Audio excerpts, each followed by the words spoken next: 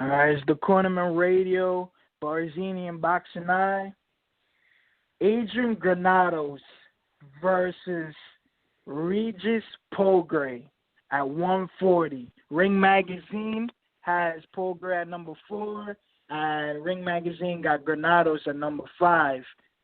So this will be a good fight, man. They both been fighting on the Showtime side, and I would love to see this fight, man. I would love to see. If they can make this fight happen sometime this year in September or October, man, I would love to see. Prograis has been knocking out everybody from left and right. Granados has been fighting top-tier guys like Amir, who was supposed to be this superior 140 guy that everybody thought was going to be the shit. In the Adrian Broner fight, I did have Granados winning that fight.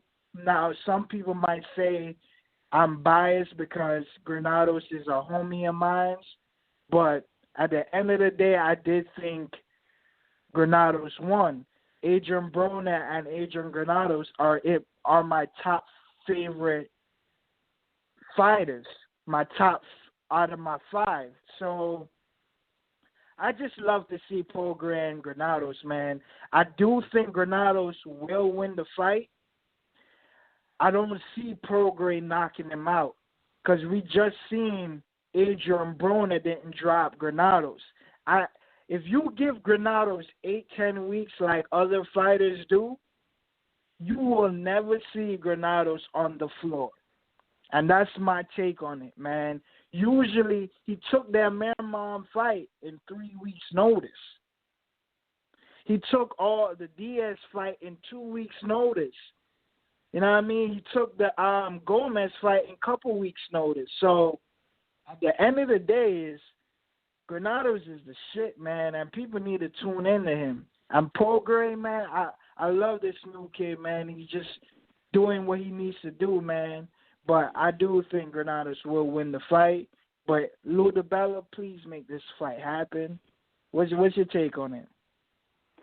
Yeah, man. It's another Amir Imam type of fight for Granados.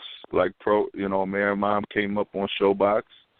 The next generation. That's where he got all that hype. He was looking to fight Danny. Now Progress. We hear him calling out Adrian Broner. He wants big fights. He's looked good on Showbox the next generation. He just had his, he went up against another prospect and demolished him. But he's taking a step up fighting Granados. One thing you can never take away from Granados, the guy's he's going to keep coming, man. He got too much heart. He's gonna try to break your will. He's got skill too. I mean, he might not have the utmost skill, but that will adds up. And his tools in his toolbox are good enough. So we're gonna find out what program. I don't know what's gonna happen in that fight, but I sure as hell know I'm gonna find out. Granados is gonna make sure that we know what Progress is about, because if he does find a little kink in Progress's armor, he'll fucking take advantage of that, bro. He'll get him he'll do what he has to do. Granados can win in different ways. Progress, he looks like the goods, but you gotta. Sometimes people look like the goods and you can't get behind them.